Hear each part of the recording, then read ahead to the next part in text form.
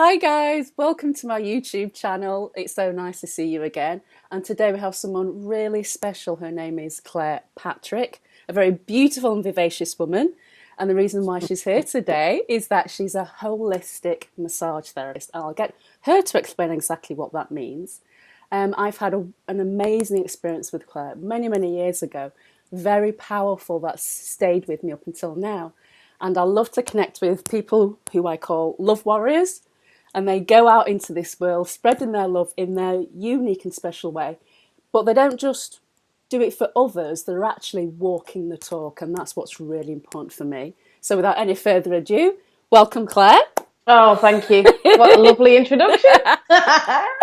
And so, this is Claire Patrick. I'd love for you to explain to people what holistic massage therapy is and why you do what you do. Okay, well, why I do what I do and what's holistic therapy? Very much people do still ask me that question because holistic therapy is such a broad term. There's so many therapies or different, sort of meanings that people give to holistic therapy. So for me, a holistic therapist is somebody who treats people as a whole using various complementary therapies. There isn't a set sort of therapies that they have to use. So I started back in 2002 training in holistic therapy.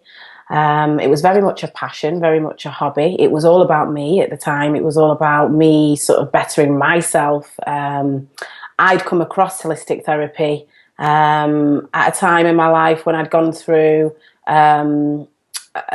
bereavement, a time of stress. I'd lost my auntie who I'd grown up with at the time. And at that point, I tried lots of things and then had a look at alternative therapies. So holistic therapy at that time was my pill because I didn't want to take conventional medicine. I wanted to heal myself, get over my grief. I was suffering at the time from anxiety, panic attacks, and a whole host of things that are linked to stress on the body. And so this had a really profound effect on me. And I suffered with insomnia, agoraphobia, all a range of things. And it was all linked to my emotions and obviously the passing of my auntie at that time. And so I found a holistic therapist, or very much I feel like she found me. Yeah. She didn't advertise like myself, just at the beginning stages. It was really just about word of mouth. And what she did as a holistic therapist, and what we do is we deal with someone from a physical, emotional, mental, and without sort of being affiliated to any particular religion or faith. We deal with the essence of that person, whether people want to call that the soul, the spirit, but that's essentially what we do. And so all of the therapies that I do are dealing with people from different angle, but to get to the same end. So whether it's body massage or Reiki or crystal therapy, whether it's energy healing, for example, or whether it's a physical touch. The power of physical touch can be very healing, and obviously energy healing, because the whole universe is energy, as we know, scientifically proven, and vibration. So again, looking to bring people into balance, get them back into a state of feeling whole, really, as well. But dealing with that from a holistic point of view. Yeah. Okay. So how do you do what you do? Say, for example, I was coming to you. Then how does it work with the practices that you do? Well, what happens with every single client that comes through the door is they have a consultation, and from that consultation, I can then ascertain what they need. And my joy and my great pleasure is to take people and to treat them individually. I think when you look at conventional medicine, a lot of people go to the doctors and they say, well, I was prescribed this medication, but it's very much, generic, and, somebody else might have been prescribed the exact same thing for something completely different, a different ailment. So what I do is I like to individually and uniquely tailor therapist to suit them. And I think where I found my greatest success with helping people to feel better, improving their well-being or their health, improving their self-esteem or their love for themselves, or to take time out and have a much more richer existence in terms of what they're doing on a daily basis, and feeling more comfortable in their own skin. For me, because that's what I think holistic therapy really does, is it's really just about using that consultation as a map, really, of who they are, and then working with the client to then, devise a plan or form a treatment that will suit them and their needs, what will make them feel most comfortable. So, for example, if you came to me, you said, I'm struggling with sleep, we might look at, but I've got tension in my shoulders and all of this. We might look at combining aromatherapy. We might look at combining a deep tissue massage, but we also might look at some energy healing as well, depending on whether it's, that's something that you're open to. So I very much work with people and where they're at and what they feel comfortable with, as well as I also advise on what would be good for them as well, because that's really important. Mm-hmm. Yeah. So how do you bring both the physical with the psychological and emotional? How does that work? In terms of how do I bring it together? Yeah. So if I come to you and I'm feeling stressed, then you give me a massage, and you're also dealing with the psychological as well? Well, yeah, I mean, because when you look at how the physiological effect of massage on the body, so what massage is doing is it's calming your nerves. It's working to release tension. It's looking to eliminate toxins where it can through the skin. It's also improving your blood circulation and oxygen and nourishment that you can get to your cells. So massage is just alone on its own. It's doing quite a lot of things. I think with people coming to me, because I'm almost delivering a service, if you like I would like to receive a service. That's really important to me. Because I'm doing that, I'm also talking to them, I'm answering any questions, but some people will say, what do you think about this? And that's where my sort of counselling background. So as a holistic therapist, it'd be probably better if I just said I am doing aromatherapy, Indian head massage, I'm doing Reiki, crystal healing, deep tissue and neuromuscular. With that, you have to do, to be qualified, you have to do anatomy and physiology, you do diet and nutrition, and you also have to do like counselling as well, basic level counselling. I then went on to do life coaching because I realised that I was helping people around their well-being and around their health. And so it really is something that people would, once you've built up that level of trust, it's a very personal service. So once you've built up that level of trust, which normally happens very quickly, if you think when you normally meet a person in everyday life, you don't take your clothes off. You don't. So you kind of like, you're almost naked. Yeah. Got to that point straight away, there's no airs and graces. It's like, right, okay. So you're already stripped, okay? But yeah, in a nice way, in an environment that's very relaxing.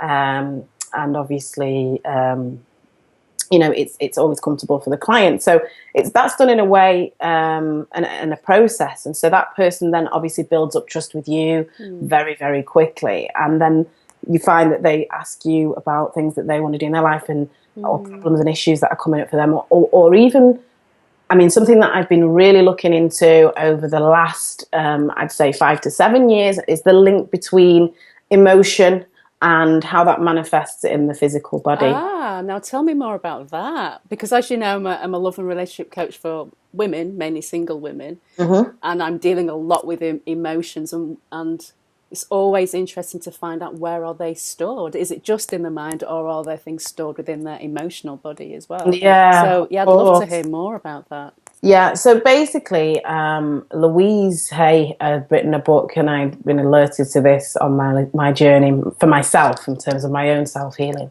And so, for example, it's like a dictionary of how the emotions and where they will actually show up in your body. So it's called Heal Your Life, Heal Yourself. So there's actually, so for example, I started with issues in my lower back. This is around family. Now, at the time I said, you know, it was a bereavement that I was going through. Yeah. And that's why I became very stiff, very sore, very tender. Wow. And I was struggling to walk correctly. And I was 26 at the time. So, I mean, it was really shocking because I was quite fit and I was loving to exercise and do all these things, but my body just sort of seized up around this area. So, and obviously once I'd released a lot of emotion and had a lot of physical massage and also talking to, if you like, an advice and guidance, and that's what I'd say is it's almost like an advice and guidance service as well. Wow.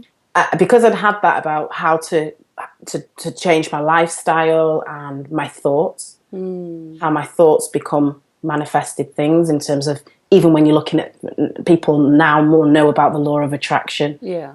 So in terms of what you are is what you attract. So what you think is what you attract, and all of this. Yeah, I know, it's a bit scary, isn't it? I don't want to think that. Manifesting. Good job they don't manifest straight away, right? There must be some like universal law that just cuts it off before you. Because if everything we thought manifested, wow. But you know, in terms of prolonged thoughts, and when we pray on things, when we focus on certain things, how that manifests in our physical form. So it's very interesting. Even the link between, because I massage people who are family, so or partners. Yeah, so the link in how much, you know, a family will have the same sort of ailments, common going through, again with the hereditary stuff and also with the emotion, how we deal with emotion, obviously. So mother, daughters and sons and the link between all of that as well. So yeah, it's very interesting. And every time it seems to be proven that it is, there is a link between a trauma in someone's life, grief, or past emotion that they may have held on to, that's now becoming manifested into the physical form, you know. So that's really important. So often I'm looking at that when I'm dealing with people as a therapist, and often I'm talking to people about that as well, around mindset and the way they could do that. So we always have a talk. Some people say, Claire, I just love coming for the talk. Yeah. You know, I don't think I need the massage anymore, but I need the talk. You know? So I'm addicted now, or you've made me addicted to massage. I just love it, and I just don't feel any. You know, I don't feel like this anywhere else. I need to come and realizing that, you know, massage for me, I thought was a luxury.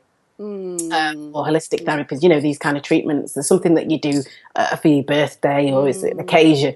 But it's actually essential. A lot of people say, you know what, it's essential for I feel so much better. I feel so much younger in my body. I feel more revitalized. I feel more open. And another thing for me is, you know, in terms of self-love and self-care, it's part of that whole well-being package. You know, what am I doing on a monthly basis or a weekly basis to make sure that everything's flowing, you know, within my physical body, emotionally, and clearing and cleansing, you know, with energy and all of that, and feeling lighter. A lot of people say, oh, I feel a lot lighter, which is a good way to approach life, from a lighter, happier, more fun. And when you're more open and you're more fun, you're more likely to attract, whether it's a man, whether it's, you know, the house, the car, the job, whatever it is that you're looking for, you know, a goal. I'd say holistic therapy can assist you on that. And that's what I do. I hold a space for people to be able to be themselves and let go, which is majorly important. Yeah. I felt you breathe. Yeah, it's like, I love that let go. To be able to let go and to be, whether it's for an hour, I'm sure most people can afford an hour a month at least, you know, just to allow themselves to be, to let go, to really sort of get back to them. Yeah. And I like to say that certainly treatments like Reiki, they allow you to connect with the essence of who you are. I'd like to say that Reiki kind of brings you home, inside. And then you can just, and people say, oh, I felt such peace. I slept, but I wasn't really sleeping. I was in that state. It's almost like a state of deep meditation. And that is the natural state of healing. People sleeping, when you sleep every night, that's what you're doing, you're healing. Your body's getting a chance to rejuvenate. So it's quite a powerful tool, Reiki, to do that as well. So I love that. And I love giving that service. More people now are becoming open-minded to it, because a lot of people, especially in the West, only really believe what you can see is real. You know, if you can't tangibly see it. But what I say with Reiki is, you know that when you plug a lamp into a plug socket, you know that the light's going to come on because the electricity runs through it, but you can't see it. And that's exactly what Reiki's like. It's just something that we can't see, but it's all around us. It's scientifically proven. It's not some new age, out there concept. Woo-woo. Yeah, the woo-woo out there concept. Yeah, definitely.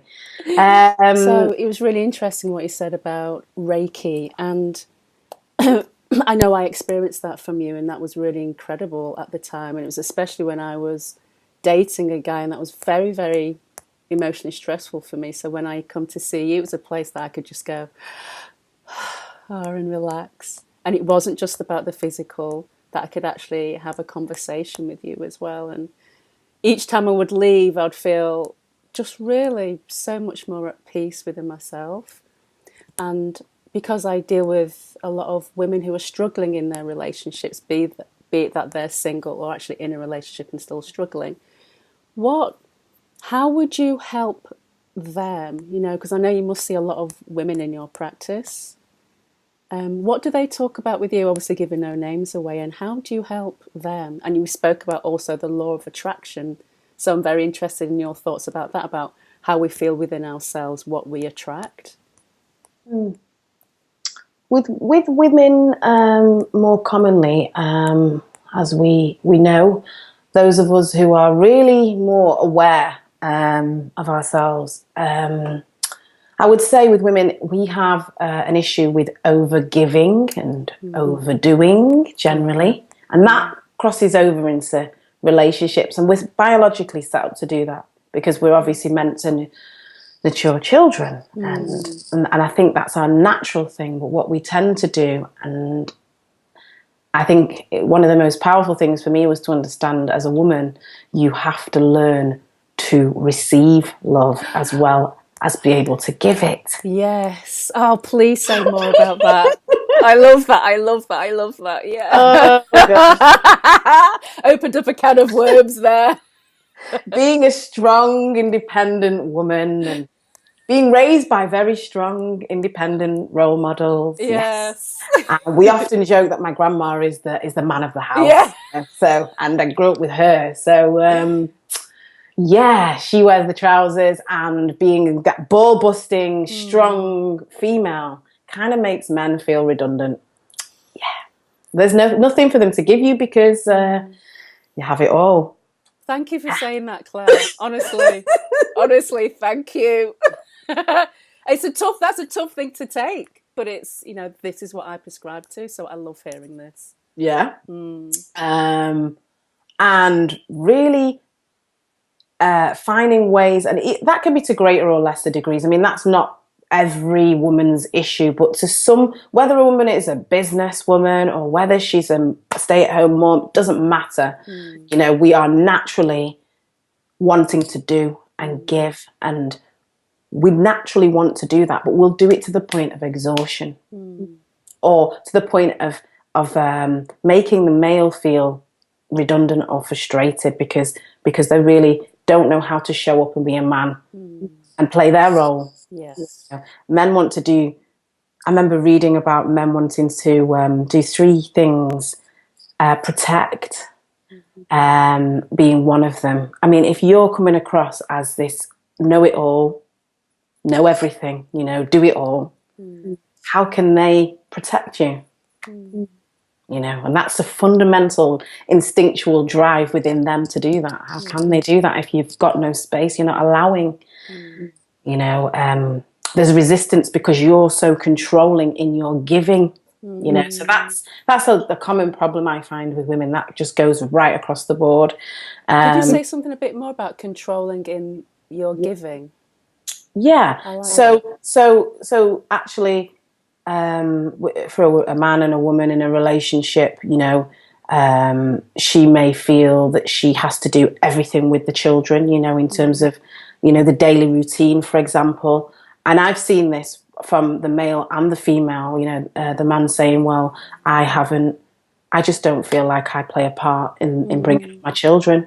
You can literally just, you know, so the controlling that, actually, if I do it, I'll do it better. Yes. Yeah. You know, that one, I'll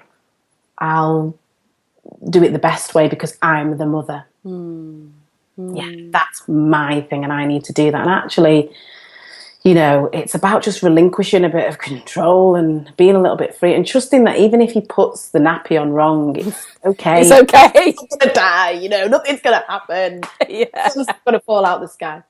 Allow him to do it wrong so he can learn and get it right. Yes. It's natural to him, but, you know, allow him to do it. Allow him to, you know, show up and just be able to do the stuff that you do as well. It could be anything. It varies because some men do the cooking and that's perceived as a feminine role, but actually, you know, some of the men do that, and so it's just about being a little bit more balanced in giving, I think, as well. You can give. It's how you say things as well. I find with people. Yeah. My gosh, it's the delivery. It's not what you're saying, you know, it's how you're saying it. Oh, yeah. It can be very, almost like the man is a child. Yeah. And they don't even realise that they're doing it. So they've got their children, but they've just slotted their partner in there as well. If they're lucky enough to still have a partner. Yeah. And they treat them like a child. So they've got maybe have 3 children, and the 4th one is the husband or the partner or whatever. So it's just really sort of, and also, you know, a lot of women, I think common things, women feel insecure.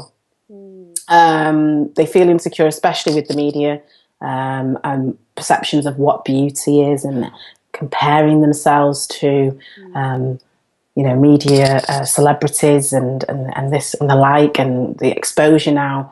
With even young girls, to, you know, social media and how powerful that can be in terms of, you know, the impact it has on them psychologically in terms of whether they perceive themselves to be attractive enough or not for a man.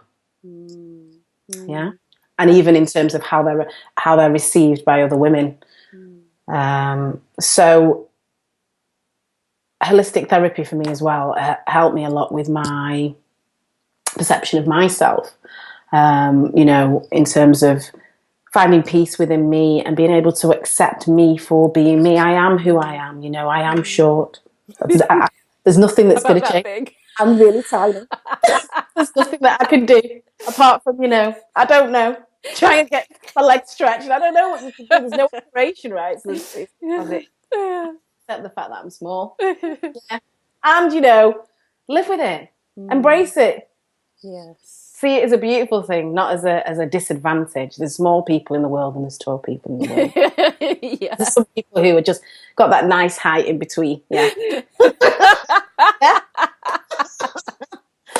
So, and it crosses over into how they look, their appearance, you know, how they act with men.